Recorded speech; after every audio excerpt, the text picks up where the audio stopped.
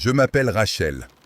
Je viens de Montréal et j'ai découvert votre balado sur Spotify il n'y a pas si longtemps. Je crois que j'ai une histoire à raconter, pour vous et pour ceux qui écoutent. Écoutez ça. En 2013, j'ai lu un livre qui m'a complètement retourné. Wild de Cheryl Strayed. Tout le livre parlait de la façon dont la vie de l'autrice s'était effondrée après la mort de sa mère et comment elle avait tenté de se recoller en marchant, seule, sur le sentier international des Appalaches. Les kilomètres, la fatigue, le vent, la boue. Tout ça la poussait à des prises de conscience, à ce qu'elle décrivait comme une sagesse ancienne, presque collective, qu'on débloque quand on traîne ses pieds suffisamment loin du monde. J'avais 22 ans la première fois que je l'ai lu, et honnêtement, jamais un autre livre ou un autre film n'avait parlé autant à quelque chose en moi. Je voulais cette clarté, cette voix intérieure qui dit ce qui compte et ce qui peut partir. Mais je ne me sentais pas capable de partir seul sur le SIA pour des semaines. Puis, vers 2016, la fièvre de la randonnée m'a mordu. J'ai commencé à préparer un petit voyage sur le sentier international des Appalaches, pour essayer de voler, ne serait-ce qu'un instant, la magie dont Cheryl parlait. Je n'avais pas des semaines à donner au hasard d'une vie. Alors j'ai choisi un tronçon de quelques nuits près de Matane, à l'extrémité est des contreforts des Appalaches. 3 raisons à ce choix. J'aime la partie du livre où Cheryl parle de ces régions-là. J'avais la voiture et je pouvais y arriver facilement. Et surtout, je l'avoue, j'étais intimidé à l'idée d'attaquer les sections plus au nord quand l'automne mord ou que l'hiver approche. C'était ma toute première expérience vraiment dehors, et après avoir entendu 1000 histoires d'erreurs et de malheurs, je préférais commencer petit. Riez, si vous voulez, mais je préférais courir avant d'essayer de marcher 1000 lieues. J'avais prévu 5 nuits pour goûter à ce que Cheryl avait décrit. Le premier jour, j'ai pris la route très tôt. J'ai trouvé le terrain de camping où je devais laisser ma voiture. Et puis je me suis mise à marcher. Environ 15 km pour atteindre un coin nommé Chêne Jumeau. Toute la journée, j'ai traîné sous un soleil qui ne pardonnait rien. Même en début d'automne, il écrasait. J'avais tellement envie d'atteindre le lac Isabella. J'avais lu que l'eau venait des Hautes-Laurentides et que, selon la saison, le ruisseau pouvait avoir une fraîcheur qui vous couperait la respiration. C'était écrit comme un avertissement. Mais pour moi, la perspective de m'immerger, de sentir le froid me laver, ressemblait à une promesse divine. Le deuxième jour, qui pour moi était la journée défi, j'avais prévu d'enchaîner près de 32 km, de Chêne Jumeau jusqu'à lac Isabella. Le premier jour, les 15 km avaient servi d'échauffement, m'habituer au rythme, au terrain, à la navigation. Mais la deuxième journée était celle où je voulais voir si je pouvais me rapprocher du rythme épuisant de Cheryl. Et honnêtement, je n'aurais pas pu choisir pire terrain.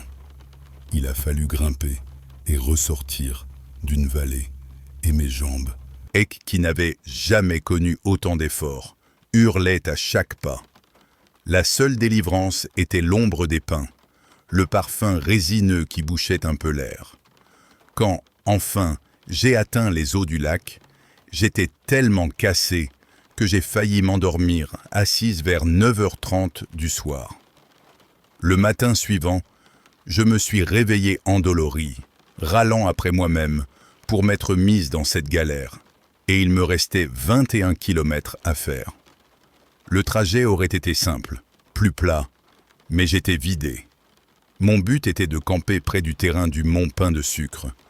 Je savais qu'il y aurait des commodités, des trucs pour me remettre d'aplomb. 27, 30 km, peu importe. Ce qui comptait, c'était d'arriver et de me poser. Traverser le plateau autour du lac Isabella était fatigant mais simple, Le sentier était évident.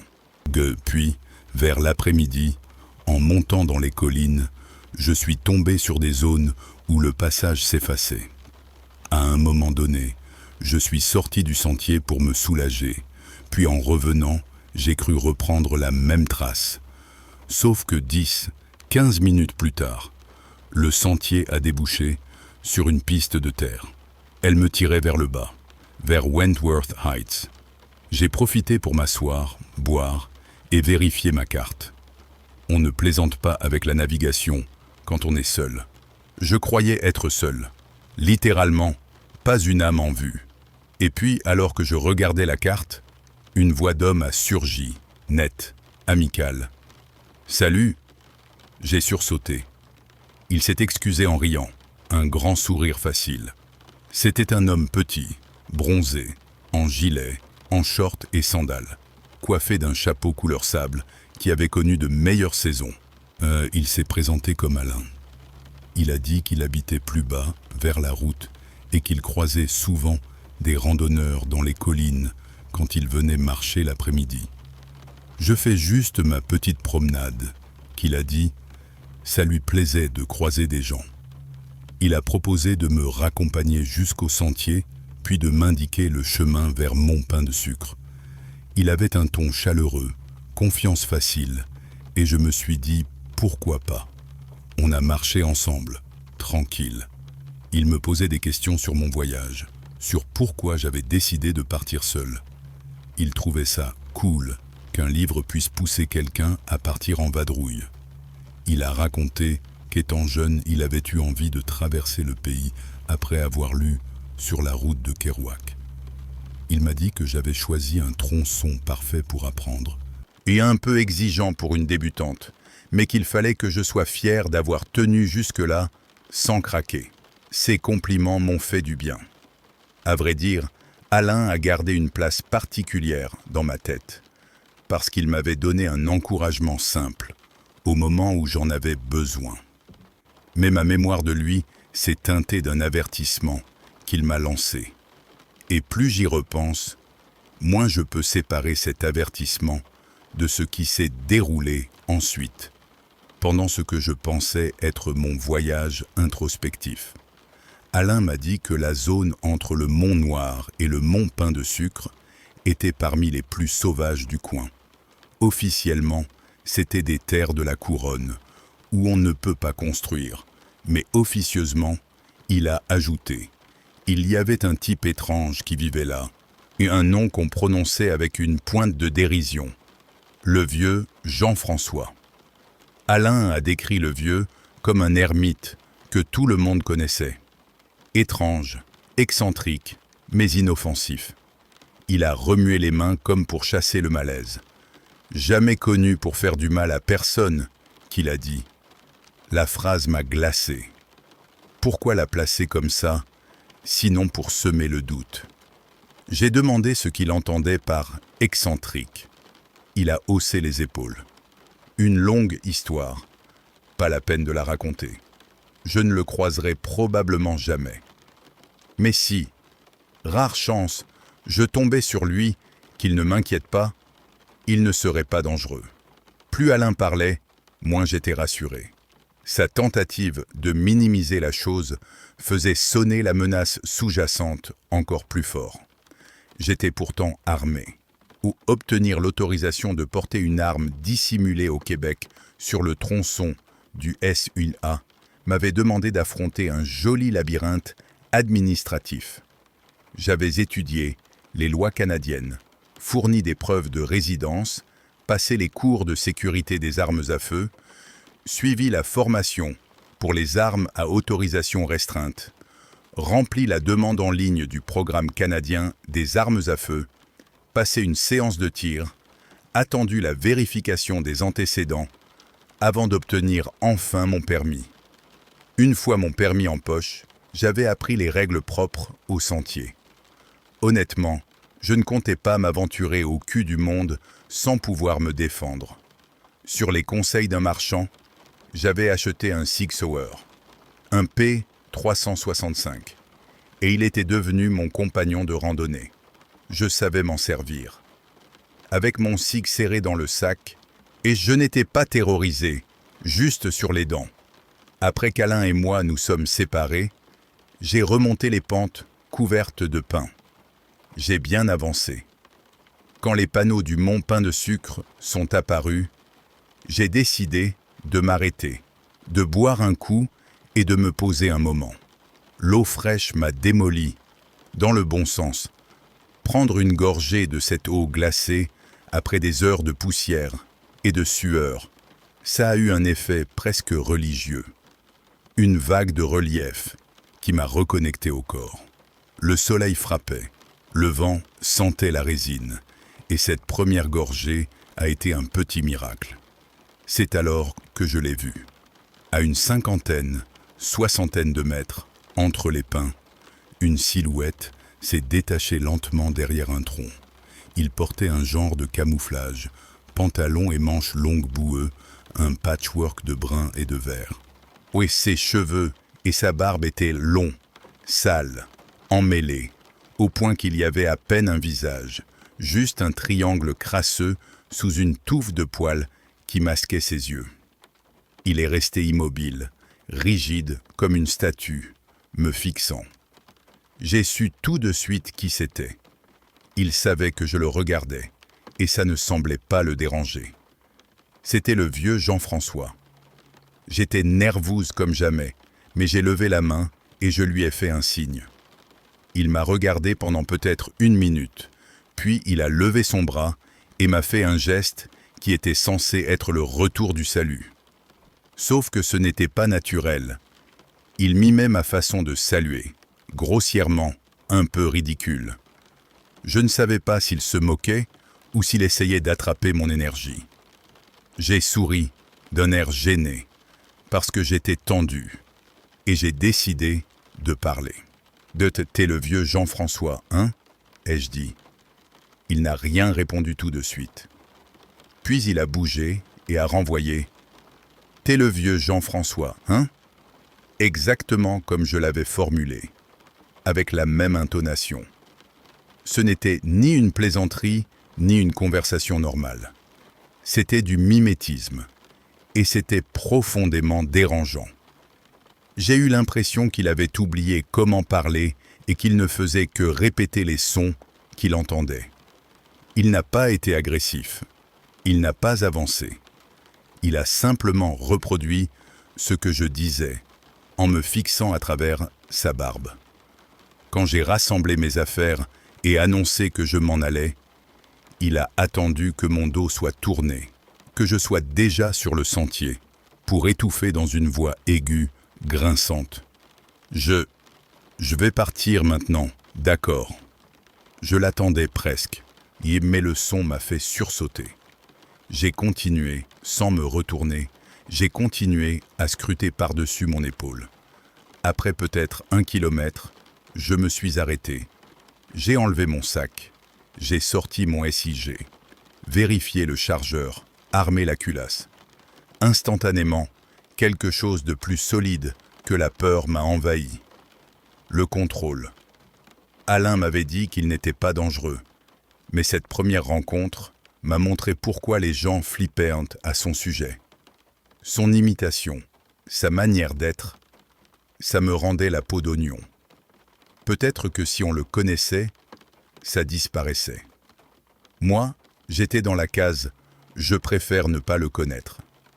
Avec mon arme dans la poche et le cou tendu, j'ai avancé quelques kilomètres vers Mont Pain de Sucre. Et je pensais naïvement qu'avec plusieurs terrains de camping, il y aurait au moins quelques services. Un commerce, des douches, un lavabo, un truc. Il n'y avait rien. Rien qu'1 ou 2 clairières et des panneaux pourris. Jamais plus je n'ai fait cette erreur. Désormais, je vérifie toujours mes campings. Mais sur ce premier voyage, j'ai appris à la dure.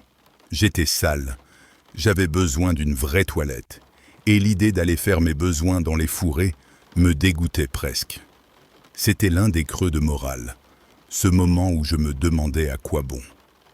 Puis un peu de nourriture, une douche improvisée avec des lingettes, et enfin, Faire ce que j'avais retenu depuis des jours m'ont remis d'aplomb. Je me suis retrouvé à monter ma tente avec une espèce de joie bête. Quelques barres au chocolat, un bon caca, et me voilà renaître. La nature a ce pouvoir idiot et merveilleux. Avant de me glisser dans la tente, j'ai décidé de rester au feu pour sentir la nuit tomber. J'avais gardé l'épisode avec le vieux en tête, mais avec mon SIG à portée de main, j'étais assez sereine pour profiter un peu. Assise au bord des braises, le bois qui craquait, la nuit qui étendait son voile bleu indigo, le chant des grillons, tout cela donnait l'impression d'être hors du temps. J'ai pensé, voilà, c'est ça, je comprends. Et puis un son particulier a rompu l'enchantement. Ce n'était pas le crépitement normal du feu, ni l'agitation d'un animal. C'était un pas volontaire, lent, le bruit des feuilles qui s'écrasent doucement sous une semelle. Ou plutôt, sous quelque chose qui avançait. Mon cœur a sauté.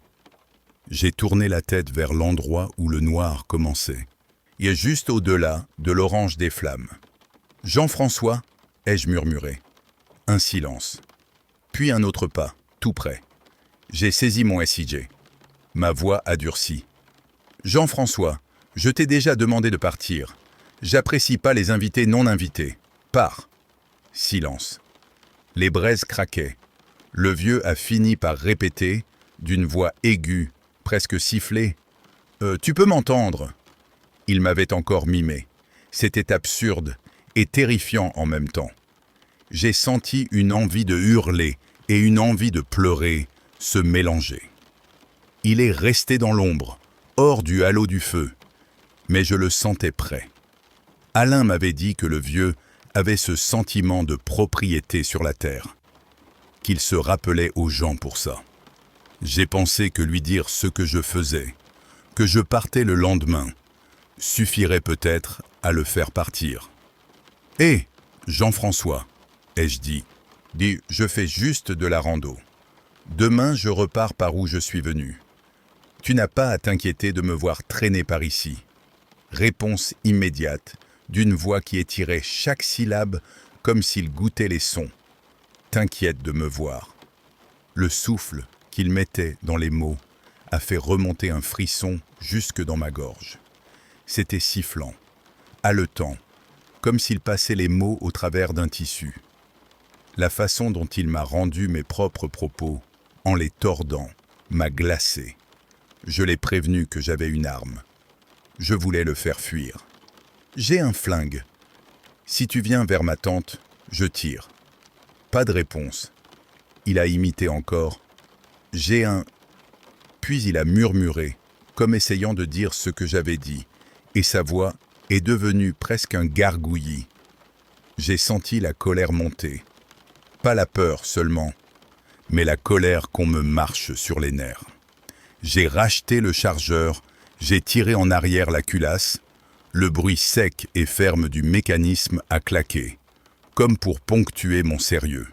Clic, clac. Un son qui m'a redonné un peu d'aplomb. Il a fini par s'éloigner. Ses pas, déjà silencieux quand il approchait, sont devenus plus légers encore, puis se sont tus. J'ai respiré comme jamais je n'avais respiré auparavant. Si Alain ne m'avait pas dit qu'il était inoffensif, j'aurais peut-être fait feu. L'idée d'un tir d'avertissement m'a traversé l'esprit, hurlant plus fort que la raison, mais quelque chose, la fatigue, la conscience d'une vie à protéger, l'absurdité, a retenu ma main. Tout ce que j'ai eu, c'était une menace verbale. Il avait pris mes mots, les avait rejoués contre moi. À partir de là, pendant au moins 1 heure, et j'ai joué avec l'idée de plier bagages et tout remballer. Les seules choses qui m'ont retenu étaient l'épuisement et la certitude, froide et têtue, que si le vieux voulait me faire du mal, il ne le ferait pas sans en payer le prix. Je ne sais plus comment je me suis endormi, mais je me souviens de m'être réveillé au bruit de branches qui raclaient les feuilles tout près de la tente. Quelque chose montait dans un arbre voisin, lentement, comme si on grimpait sans bruit. C'était à la fois clair et flou. C'était la manière dont on perçoit un rêve en demi-conscience. J'ai pensé d'abord à un animal. Les ours font du bruit quand ils grimpent main. Leurs griffes crissent sur l'écorce. Là, non.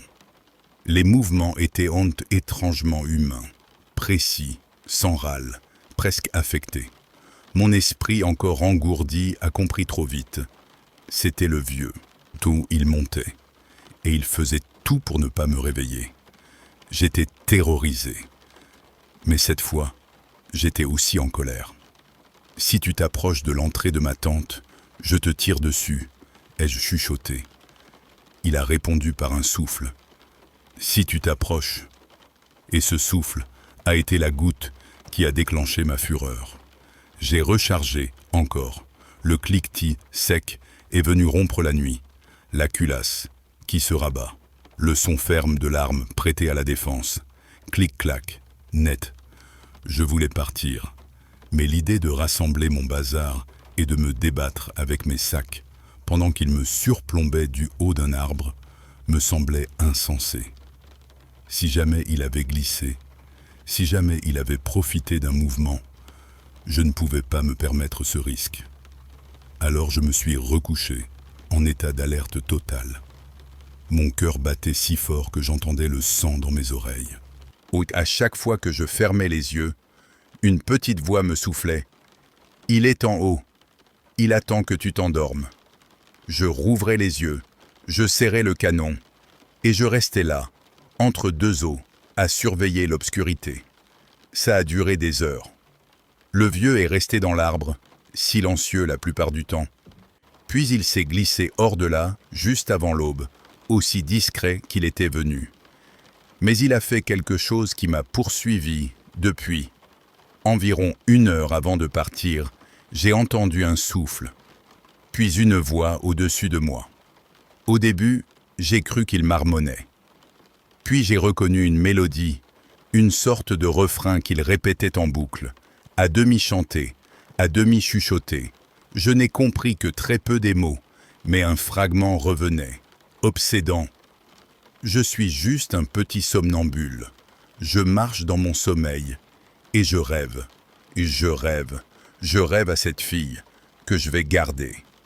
Il répétait cette ligne comme un mantra, encore et encore, pendant 20-30 minutes, jusqu'à ce que mes nerfs se tordent comme du fil chauffé.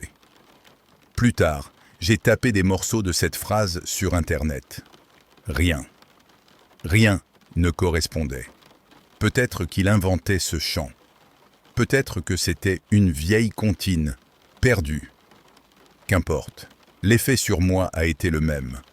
Un dégoût, un frisson de certitude que je n'étais pas la seule à pouvoir entendre ces obsessions. Je me suis dit, dans un demi-rêve plein d'horreur, je ne serai pas cette fille. J'ai failli dire la phrase à voix haute, juste pour mettre fin à ce manège, mais je savais exactement ce qu'il ferait.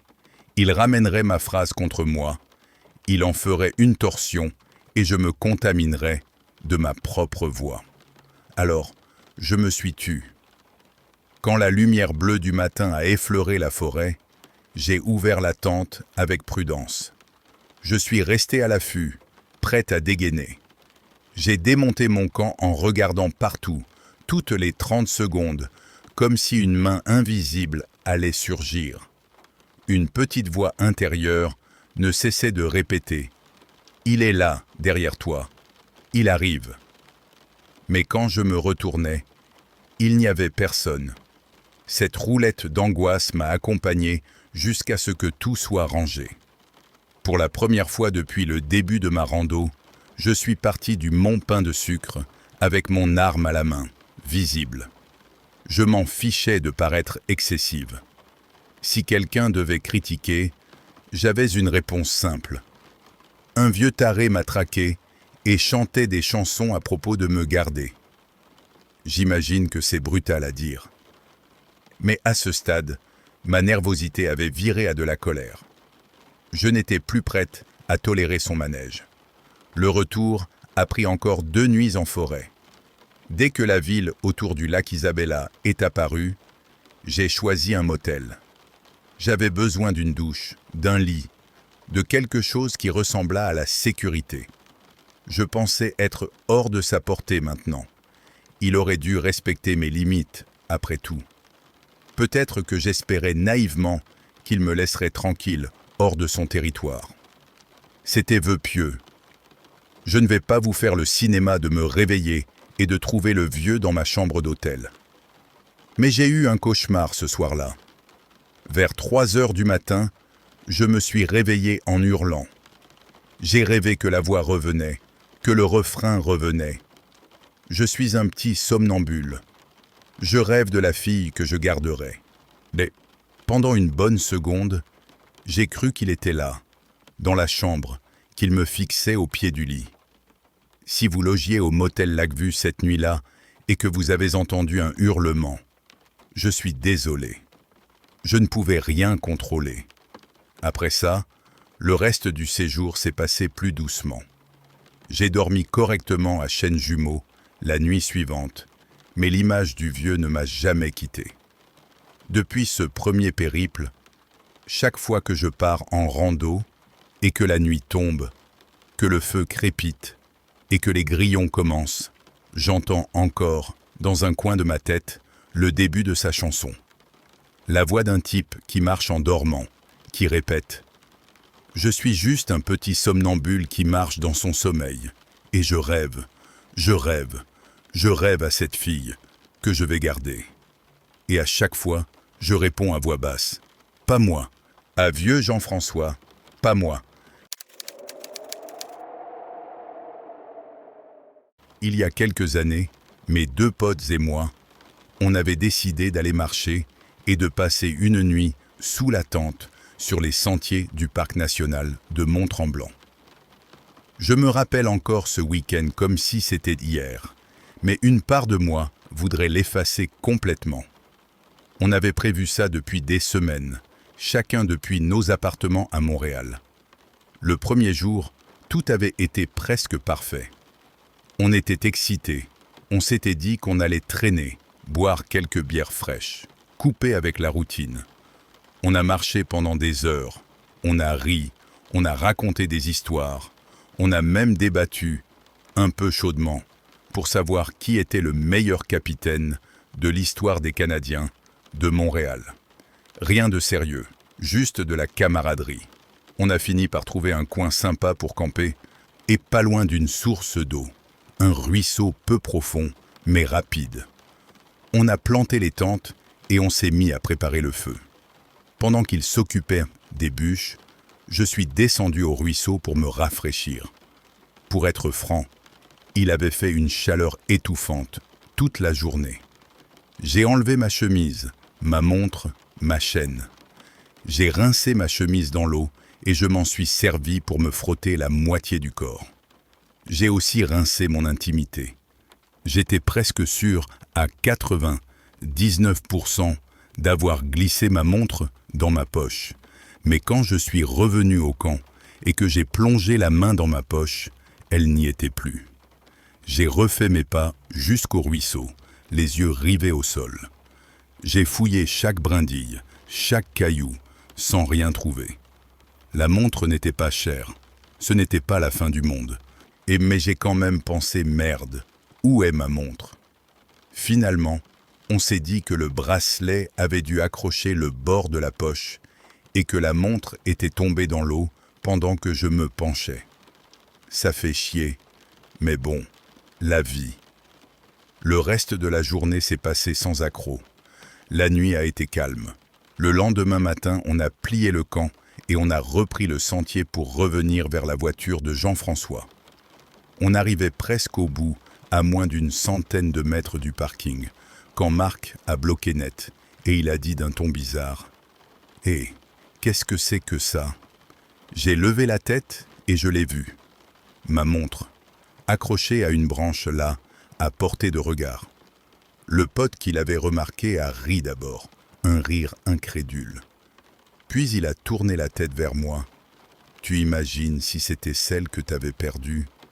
J'ai eu ce mélange de surprise et de joie stupidement intense, comme si j'allais retrouver un truc perdu depuis longtemps. Et il a compris d'un coup. C'était ma montre. Quelqu'un l'avait suspendue sur cette branche, sans doute en pensant que son propriétaire la verrait en sortant du sentier. On s'est regardé et on s'est dit « Putain, quelles sont les chances ?» 2 pas plus loin, mes 2 potes se sont écartés pour me laisser courir, pour que je fasse un saut et attrape la montre. Elle pendait à 1 mètre ou 2 au-dessus de ma tête. J'ai pris de l'élan, j'ai bondi. Je l'ai saisie en plein vol. J'ai arraché la branche qui la tenait. Mais dès que mes doigts l'ont touchée, j'ai senti que quelque chose n'allait pas. Je suis retombé sur mes pieds. J'ai lâché la montre tout de suite. Elle a heurté le sol et a rebondi sur un tapis de feuilles humides. La montre était couverte d'une sorte de bave translucide, épaisse, qui brillait d'une manière anormale au soleil. C'était visqueux, ça collait. Et surtout, c'était glacial. Plus froid que tout ce qui m'entourait. Plus froid que la rivière. Plus froid que ma propre peau. Ça m'a fait frissonner jusqu'au fond des os. La substance s'était collée sur mes doigts. Elle filait entre mes phalanges. Elle restait accrochée comme un moisi vivant. J'ai commencé à me frotter les doigts sur la première touffe d'herbe que j'ai trouvée en jurant, en gueulant, que c'était dégueulasse. Vous allez peut-être penser que c'était du sperme ou n'importe quelle connerie de ce genre. Je vous assure, et je le dis le plus proprement possible, que ce n'était pas ça. J'en ai entendu des blagues toute la journée après. Mes 2 compères se sont mis à plaisanter là-dessus. C'était drôle au début, mais ça n'expliquait pas la réalité de la chose.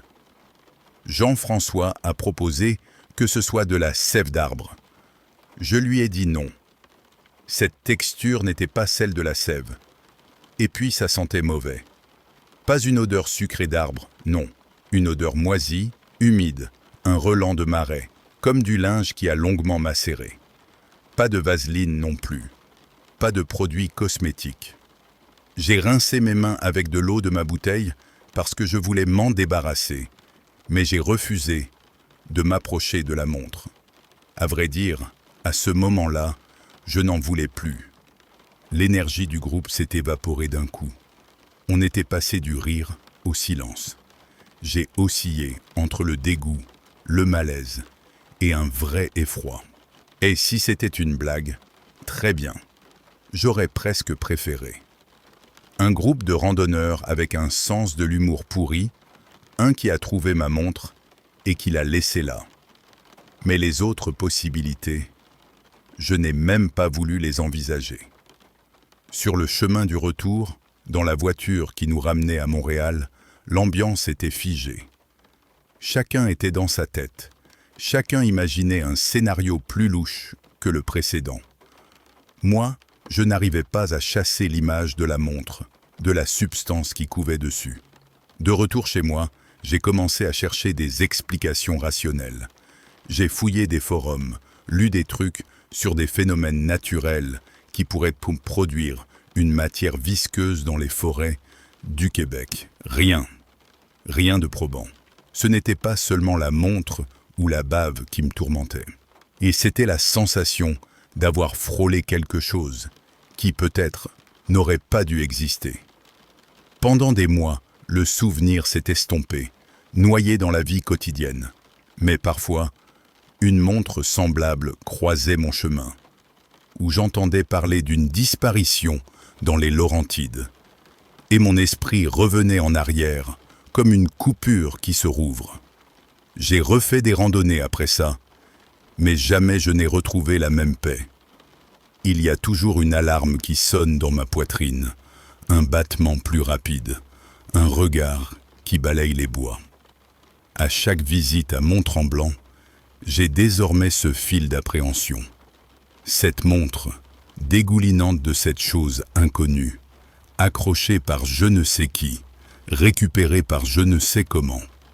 C'était juste un petit aperçu, un tout petit aperçu des mystères qui se cachent peut-être dans les endroits que nous croyons connaître. Depuis, je surveille, je guette. J'entends encore parfois le suintement dans ma tête, le léger bruit humide, comme si quelque chose collait à la sève des arbres. Et la prochaine fois que vous marcherez seul sur un sentier, que vous verrez un objet abandonné pendu à une branche, pensez à ce que j'ai senti, une froideur qui se propage dans les os et le silence qui suit, plus lourd que l'air. Ce sont des petites choses, des détails minuscules. Mais parfois, ce sont ces petites choses qui vous disent qu'il y a, là-bas, quelque chose qu'on ne devrait peut-être pas déranger. Ce que je vais vous raconter est l'événement le plus traumatisant qu'a vécu mon ex-copine.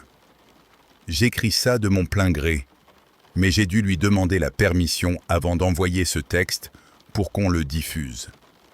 Sa première condition, c'était que je dise la pure vérité, et que celui qui lirait le texte le fasse avec respect. Alors franchement, si vous pouvez vous y tenir, vous nous rendrez un sacré service. Bon, on y va. En 2011, Sophie, ce n'est pas son vrai nom, et moi, on avait décidé d'aller randonner une journée dans les Laurentides, dans la vallée de la Rouge. La vallée de la Rouge, elle longe la rivière Rouge, à côté de la route 117. Elle est enveloppée par les montagnes laurentiennes. Au nord, les petits sommets du Pic du Diable. Au sud, la vaste réserve faunique des Laurentides. Et il y avait au plus quelques centaines de personnes qui y vivaient. Des maisons et des chalets éparpillés le long des ruisseaux et de petites pistes. Certaines routes n'étaient praticables que par des chemins de terre qui s'enfonçaient pendant des kilomètres. Une chose à savoir, et que j'aurais préféré savoir avant d'y mettre les pieds, c'est que la vallée abritait un mouvement qu'on appelait la République libre des Laurentides. D'après ce dont je me souvenais, tout avait commencé quand des habitants avaient trouvé de l'or et qu'ils avaient voulu créer leur propre province, hors du Québec, pour ne pas payer d'impôts. Ça sonnait presque anecdotique au début. Mais après les rébellions de 1837 et 1838, la vallée était devenue un refuge pour des types obsédés par la rébellion et l'anarchie. Et pas des gamins qui font les malins, des vrais qui fuyaient la loi. Vers les années 20, les patriotes en fuite étaient morts ou partis, mais la vallée de la Rouge avait gardé sa réputation, un endroit où les hors-la-loi pouvaient se planquer. Et croyez-moi, sur ce point, j'en ai eu la preuve. On est arrivé dans la vallée en début d'après-midi.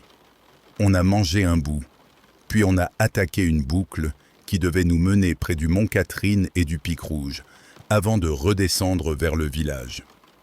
Au début, tout était parfait. Un après-midi beau, comme on en voit rarement. L'air était vif, suintant la résine de pin. On respirait ça comme du miel. On était content d'avoir trouvé un nouveau passe-temps qui nous obligeait à se parler. Parce que, à l'époque, on bossait plein temps, tous les deux. Le temps pour juste être ensemble, il se faisait rare. Vers 3h30 de l'après-midi, on montait une pente douce. On haletait, on rigolait, ça commençait à piquer. Et puis, on est tombé sur un sentier annexe. Des fois, on les explorait, des fois non. Là, on s'est engagé. On a marché, 100 mètres environ, et on a trouvé une petite cabane en bois isolée dans une clairière, à moitié cachée par des buissons. Elle était presque pittoresque. Vraiment. Sauf pour un camion garé en vrac devant. La porte côté conducteur était grande ouverte. La porte de la cabane aussi. Quand on s'est approché, un homme est sorti. Il marchait vite. Plutôt banal. Taille moyenne, au plus fin de la trentaine. Il nous a vus, il a souri et il nous a fait signe. « Bonjour vous deux, vous êtes bien loin du sentier », il nous a dit. Il semblait affable. Mais ses yeux nous ont scannés comme une loupe. Trop longtemps. J'ai répondu qu'on faisait une randonnée, histoire de garder la conversation légère. Pendant 1 minute ou 2, on a parlé du temps, des arbres, des banalités. Puis, en levant la voix pour être poli, j'ai annoncé qu'on devait reprendre le sentier. Il nous a alors proposé, comme si c'était normal, d'entrer pour un café. On a décliné poliment. On a dit qu'on avait un horaire, qu'on voulait éviter de conduire la nuit. Il n'a rien voulu entendre. Il est descendu du Porsche. Il nous a suivis sur le chemin en marmonnant des trucs du genre « Allez, ce n'est rien, ça vous fera du bien, on ne rencontre pas du monde par ici. » Au début, c'était insisté. Puis, cette insistance est devenue presque désespérée. Son ton a changé. L'air a changé autour de nous. J'ai regardé Sophie, et elle avait le même malaise que moi dans les yeux. Main dans la main, on a commencé à reculer. À peine on avait fait quelques pas qu'il a levé la main, il a attrapé quelque chose derrière son dos et l'a sorti. Une arme. Il a pointé. « Entrez !» Il a ordonné, d'une voix tranchante. Le monde s'est figé. On a hésité. Puis quand il a braqué l'arme sur nous, on n'a plus eu le choix. On a avancé vers la cabane. Il a gardé son arme braquée sur nous, tout le long. Je voyais chaque fois son index sur la détente. À la porte, il a claqué et verrouillé. On est entré. Sophie a demandé, la voix qui tremblait. « Qui tu veux dire par « il » ?» Il n'a pas répondu. Il nous a poussés dans un coin, comme on pousse des choses inutiles, et nous a dit de nous asseoir par terre. J'ai essayé de gagner un peu de courage. J'ai répété la question. « Hey, mais elle t'a posé une question. Qui sont-ils » En un éclair, il est passé de la fenêtre à moi. Il m'a frappé le visage avec la crosse de l'arme. Ça a déchiré ma joue. Sophie a hurlé, un hurlement qui m'a scindé les entrailles. Mais il lui a ordonné de se taire. J'ai senti le sang couler sur mon visage. La douleur autour de la pommette m'a brûlé. Sophie a dit qu'elle allait essayer d'arrêter le saignement. Lui, il a ricané. « À quoi bon ? On va tous mourir ici de toute façon. Laisse couler. » C'était comme une menace qui se donnait à voir en même temps qu'une prophétie. Elle a essayé de l'ignorer, mais on lisait la terreur dans ses yeux. Moi, ça me déchirait. L'homme est retourné à la fenêtre. Il nous observait en tordant la tête à chaque petit bruit. Nous, on s'est mis à guetter la pièce comme on guette un piège. Une seule porte, et une seule sortie. Pas d'armes à portée. Rien. J'ai envisagé toutes les possibilités. La bûche, le manche à balai, une chaise. Mais si je faisais mine, si je bougeais trop, il appuierait sur la gâchette. C'était devenu une question de survie. Ne pas paniquer. On est resté là. Le temps s'est étiré. Chaque minute valait 1 heure. À chaque fois qu'il tournait vers nous, j'étais certain que ce serait ma fin. Et puis, au lieu d'appuyer sur la détente, il nous rabrouait parce qu'on chuchotait. J'ai essayé de rassurer Sophie. Je lui ai dit « On va s'en sortir en regardant partout, la gorge serrée. » Je crois qu'on est resté comme ça, peut-être 1 heure. Je n'en étais pas 100% sûr. Petit à petit, Sophie et moi, on a conclu que « il », c'était probablement la police. Et puis au loin, un bruit est arrivé, un bourdonnement sourd, des pales, un hélicoptère. L'homme s'est raidi. Il a regardé par la fenêtre, il a marmonné « Ils sont là », tout bas, comme pour se convaincre. Entendre l'hélicoptère approcher, ça aurait dû nous rassurer. Ça l'a fait, un peu. Mais le bourdonnement est devenu plus fort. Des véhicules ont commencé à se rapprocher. Et là, l'homme a dit S'ils entrent ici, vous êtes morts. Aidez-moi à faire en sorte que ça n'arrive pas. » On a accepté. Par terre, on a accepté. Parce que c'était la seule chance. Nos vies dépendaient de notre obéissance. L'hélicoptère est passé juste au-dessus. Des voix ont hurlé dehors, des commandes. Des hommes de la Sûreté du Québec descendaient des véhicules. L'homme s'est levé, il s'est collé à la fenêtre, il a crié « J'ai des otages! Approchez pas! Ils meurent! Mais des terrestres !» Et une voix lui a répondu au mégaphone « Ici la police, sortez les mains en l'air !» Il a attrapé Sophie par le bras. Il l'a tirée vers la fenêtre en hurlant « Montre ton visage, que je leur montre quand je vais tirer !» Il lui a plaqué l'extrémité du canon contre la joue. Elle a eu un cri qui est resté coincé entre le sang et la panique. Moi, je répétais comme un imbécile « Ça va aller, ma belle », parce que c'était tout ce que j'avais. Il criait à la fenêtre qu'il allait l'abattre. J'ai entendu les voix dehors reculer, peut-être, quand elles ont vu Sophie. Il a eu un rire sec, frénétique. « C'est ça, reculez, reculez !» Il l'a ramené dans le coin, m'a pointé de nouveau avec son arme, et il a dit que si la police entrait, on serait ses boucliers humains. Mais quelque chose dehors a interrompu sa tirade. On n'a pas vu, mais on a entendu. Un officier criait des ordres. L'homme s'est mis en colère. Il a ressorti son arme, a tiré sur la vitre. Des balles ont éclaté le verre à côté de lui. Des éclats volaient. L'odeur âcre du plomb et de la poussière nous a frappés. Puis, il s'est tourné vers moi. Il m'a ordonné de m'agenouiller au milieu de la pièce, avec les mains derrière la tête, comme pour une exécution. Je le sentais.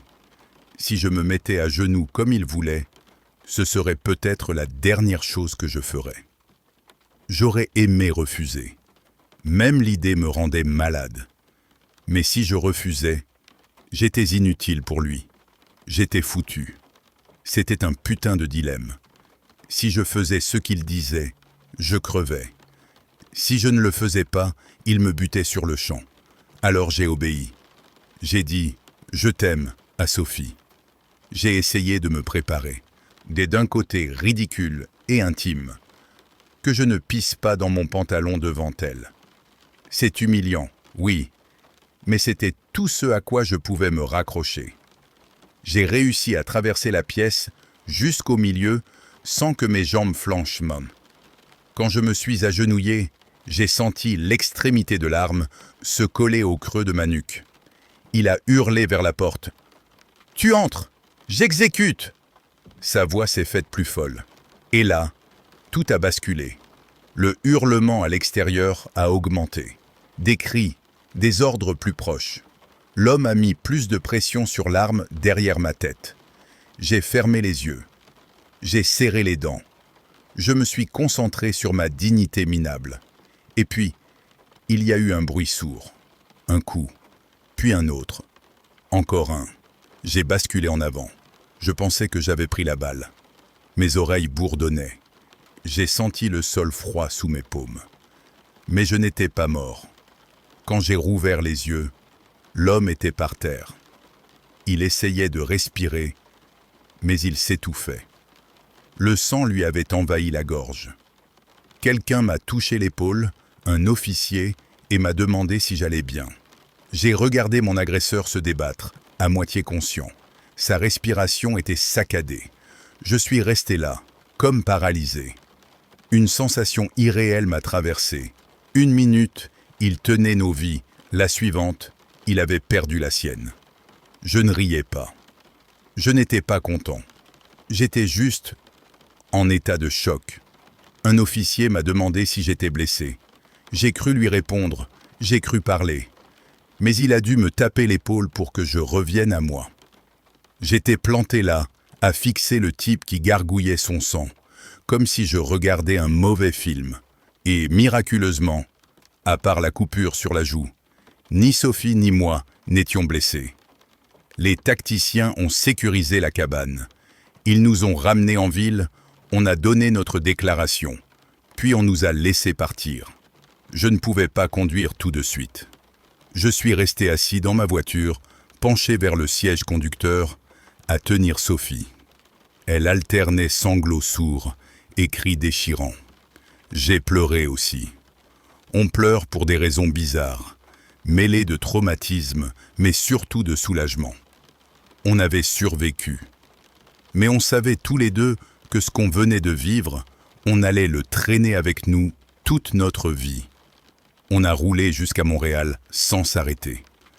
Je suis resté la nuit chez elle, emmitouflé dans des couvertures, engourdi par l'horreur et l'incrédulité. On est restés ensemble quelques années après, et puis on s'est séparés au début de 2014. C'était amical. On habitait dans des villes différentes, mais on a fait l'effort de garder contact.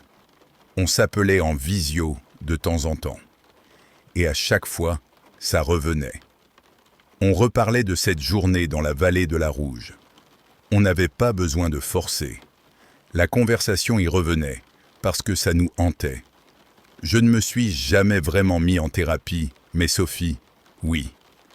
Elle m'a dit que parler avec quelqu'un qui comprend, avec quelqu'un qui a vu et senti la même chose, c'était 1000 fois mieux que de parler avec quelqu'un qui a des diplômes, mais qui n'était pas là. Et je la crois. Voilà. Ce qu'on a vécu, ça nous a marqué. C'est resté collé. Le bruit des pales d'hélicoptères, le goût du métal dans l'air, oh la chaîne de pensée ridicule que l'on se sert pour rester humain, juste une minute de plus. Je ne l'oublierai jamais. Sophie non plus. Quand vous marchez dans une forêt, faites attention aux chemins annexes. Parfois, la beauté cache la folie.